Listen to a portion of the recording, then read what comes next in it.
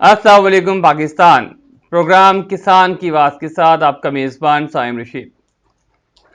आज का हमारा प्रोग्राम है, उस पे सबसे पहले तो मैं बात करूंगा जिस पर मौजूदा फसल जा रही है पाकिस्तान में, पंजाब में स्पेशली धान की फसल की। लगातार बारिशें हो रही हैं, धान के लिए बेहतर है। धान को ज़्यादा पानी चाहिए होता है, नमी ज़्यादा चाहिए होती है, और बारिशों की वजह से किसान का बहुत सारा खर्चा बच गया, वरना डीजल खरीद कर धान की फसल की आपाशी करना बहुत मुश्किल था। जो डीजल की मौजूदा कीमत है, मुमकिन नहीं था काश्तकारों के लिए कि इस साल वो अपनी धान की फसल को बेहतर तरीके से आपाशी कर सकते। सिंध में जो हालात हुए, नहरों में पानी नहीं था, किसानों ने पनीरी शिफ्ट की, कईयों की पनीरी ही ख़त्म हो गई, और जिन्होंने पनीरी शिफ्ट की उनको उसको तल्फ करना पड़ गया। बहरहाल अल्लाह ताला ने रहमत की, बराने रहमत जो सी है बहुत से इलाकों के लिए रहमत का बायस बनी, लेकिन धान के काश्ता इलाकों में ये रहमत बन गई।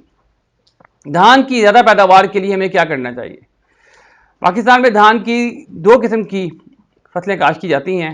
एक मुख्तसर दुरानी की, इसमें फ़ाइन भी है, किसान बासमती भी है और 86 भी है, और एक आपकी जिसे लॉन्ग ड्यूरेशन कहते हैं, जिसमें आपकी सुपर कर्नल है या कायनात है। दोनों ही सूरतों में जो फ़ाइन है उसकी पैदावार ज़्यादा आती है, इसमें हाइब्रिड भी शामिल है, पर एकड़ यील्ड बहुत बेहतर आती है। मुख्तसर दुरानी की फसल होती है और ज़्यादा पैदावार देती है, और सुपर कर्नल और कायनात की औसत पैदावार जो सी है वो निस्बतन कम आती है। अभी धान की प्रोडक्शन मैनेजमेंट में पहले हमने एक प्रोग्राम किया था, जिसमें हमने बताया था कि पनीरी कैसे लगानी है, सीडलिंग कैसे तैयार करना है, उसको ट्रीट कैसे करना है। अब आपसे बात कर रहे हैं कि आपने जब पनीरी शिफ्ट कर देनी है इस खेत के अंदर, जो कि मेजोरिटी लोगों ने अक्सरियत ने कर दी है या कर रहे हैं इस वक्त, तो उसमें ख्याल रखना है कि कम से कम 1 मुरब्बा मीटर फ्रेम तैयार करें, लकड़ी का हो, पाइप का हो, 1 मुरब्बा मीटर या मुरब्बा मीटर बाई मीटर का फ्रेम हो। उसके अंदर कम से कम 20 से 22 पौधे आपके फी मीटर आने चाहिए। नंबर ऑफ प्लांट्स पूरे करें। पनीरी शिफ्ट करते वक्त इस बात का ख्याल रखिए कि एक के बजाय 2 या 3 तीले लगाएं, ताकि आपकी टिलरिंग ज़्यादा से ज़्यादा हो, या एक तीला मर भी जाए तो आपकी गैप ना आए। और पनीरी शिफ्ट करने के फ़ौरन 2 दिन के अंदर चौड़े पत्तों के लिए जो आपकी जड़ी बूटी है, जिसको शेकर बोतल से इस्तेमाल करते हैं, जड़ी बूटी मर जहर, इसमें एसिटाक्लोर है, ब्यूटाक्लोर है, और भी कोई जहर है, उनको लाजमी शेकर बोतल से डालें। और जब आपकी फसल 20 दिन की हो जाए, 15 से 20 दिन की, तो तर बतर की हालत में आपने इस पर विंस्टा या और जो स्प्रे वाले फोलियर वीडिसाइड की हैं उनका स्प्रे करना है, ताकि डीला और जो आपकी घासमा जड़ी बूटी है उनका खात्मा भी हो जाए। जब आप चौड़े पत्तों की जहरी अद्वियात डालेंगे जड़ी बूटी मार, तो आपने इसमें पानी बढ़ा देना है।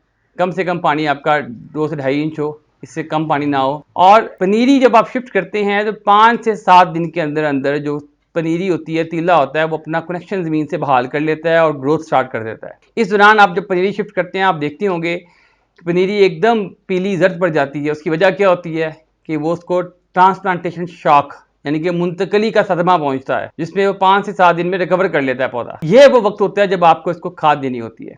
अगर आपने नीचे खाद दी नहीं दी, या अभी आप देने वाले हैं, तो नीचे मैक्सिमम सल्फर बेंटोनाइट और ह्यूमिक एसिड दानेदार दे दें। और जब आपकी फसल 5 से 7 दिन की हो जाए, पहली खुराक मैं इस वक्त रिकमेंड करूंगा, जो लोग डीएपी अफोर्ड कर सकती हैं डीएपी डाल लें, according to their position, according to their फसल की रिक्वायरमेंट के हिसाब से, ज़मीन के हिसाब से। और जो लोग नहीं कर सकते वो नाइट्रोफास का इस्तेमाल करें। नाइट्रोफास तेज़ाबी खाद है, बहुत बेहतर है। तो आपने जो भी खादें मुकम्मल करनी है, आपने 5 दिन, 20 दिन, 35 दिन और 50 दिन, 4 एक साथ में आपने अपनी खाद मुकम्मल कर लेनी है। नाइट्रोजन जमा फास्फोरस 50 से 55 दिन तक आपकी टिलरिंग होती है, और इस दौरान आपकी खाद मुकम्मल हो जानी चाहिए। 50वें दिन की जो चौथी खाद है, उसमें कोशिश करें आप मैक्सिमम पोटाश का इस्तेमाल करें और थोड़ी सी नाइट्रोजन का इस्तेमाल करें। बाकी फास्फोरस और नाइट्रोजन की ज़्यादातर जो मिकदार जो आपने डालनी है, वो पहली 3 खुराकों में पूरी कर लें। पहली खुराक में फास्फोरस डालें, दूसरी में नाइट्रोजन के साथ जिंक डालें, कम से कम 3 किलो दानेदार जिंक या 5 किलो दानेदार जिंक या पाउडर जिंक का इस्तेमाल करें। तीसरी खुराक जो थी आपने 35 दिन पे देनी है, उसमें फिर फास्फोरस के साथ नाइट्रोजन का इस्तेमाल करें। और अगर आप नहरी पानी दे रहे हैं तो आपको कोई ज़रूरत नहीं है पहली 3 खुराकों में पोटाश देने की, लेकिन चौथी खुराक में आप पोटाश लाजमी दें, और चौथी खुराक में 12.5 किलो पोटाश दें। उसके बाद आप इसको 75, 60, 75 दिन की फसल हो तो 12.5 किलो फिर दे सकते हैं। लेकिन अगर आपका नहरी पानी नहीं है, ट्यूबवेल का पानी है, तो आपको पोटाश की डबल मिकदार कम से कम 50 किलो देनी है। इसको हर खुराक में तकसीम करें और 10-10, 12-12 किलो हर खुराक के साथ पोटाश दें। अब हम बात करते हैं धान की फसल के अंदर, आपने ये कर दिया बोरान, बोरान का इस्तेमाल करें। जब भी फास्फोरस डालें उसके साथ बोरान डालें, और एक बोरान का इस्तेमाल आप जब आपकी फसल फूल निकलने से पहले, इसे कहते हैं, उस वक्त आप बोरान का इस्तेमाल करें पोटाश के साथ। मैं आज आपको एक बड़ा ही कुलिया बताने लगा हूँ जिसकी वजह से आप अपनी धान की पैदावार में 3 फोलियर स्प्रे करके धान की पैदावार में आप कम से कम 8 से 10 टन का इजाफा कर सकते हैं। फोलियर स्प्रे कौन से हैं? पोटाशियम नाइट्रेट का आपने नाम सुना होगा। दुनिया में सबसे बेहतर पोटाशियम का और नाइट्रोजन का सोर्स है वो पोटाशियम नाइट्रेट है, जो कि ज़मीन के लिए बहुत बेहतर है। स्पेशली हमारी जो अल्कलाइन ज़मीनें हैं, हाई पीएच ज़मीनें हैं, इनमें बहुत बेहतर परफॉर्म करता है। लेकिन हम इसको ज़मीन में नहीं डाल रहे। ज़मीन में डालेंगे तो सोने पे सुहागा है। इसको हम फोलियर कर रहे हैं।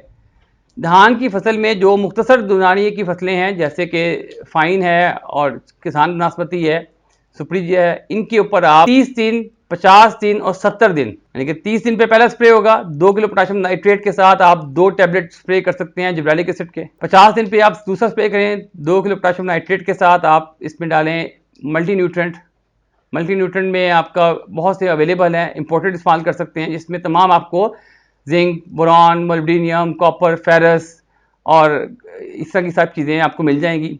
और 70 दिन पे आप फिर दोबारा 2 किलो पोटाशियम नाइट्रेट और जमा अमाइनो एसिड, अच्छा अमाइनो एसिड जो है वो 500 ml तक लिक्विड फॉर्म में हो और पाउडर फॉर्म में 250 ग्राम तक हो, उसको आपने स्प्रे करवाना है। ये मुख्तसर दुरानी की धान की फसलों पर ये 3 स्प्रे हैं। यही स्प्रे आपने करवाने हैं जो आपकी कायनात जो सुपर है उसमें आपने 30 दिन, 70 दिन और 100 दिन पे कराने हैं। यानी कि मुख्तसर दुरानी में फाइन पे, किसान नाशपाती पे, सुपरी पे आपने करवाने हैं 30 दिन, 50 दिन और 70 दिन पे, और कायनात पे और सुपर कर्नल पे आपने 30 दिन, 70 दिन और 100 दिन पे कराने हैं। इनका बहुत बेनिफिट होगा आपको, काफ़ी ज़्यादा आपको पैदावार में फ़र्क नज़र आएगा। 8 से 10 मन पैदावार का इजाफा हो सकता है। और जो लोग पोटाश किसी वजह से देने की पोजीशन में नहीं हैं, फाइनेंशियल मसाइल की वजह से, पैसों के ना होने की वजह से, उनको ये स्प्रे तो सोने पे सुहागा है। उनकी पोटाश की कमी काफ़ी हद तक पूरी हो जाएगी।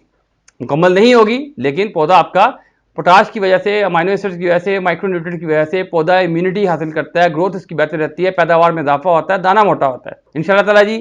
और इसी साथ ही आप देखें जी कि धान की फसल में दानेदार जहरों का इस्तेमाल, दानेदार जहरों का इस्तेमाल 2 बार किया जाता है, वो आपने देखना है।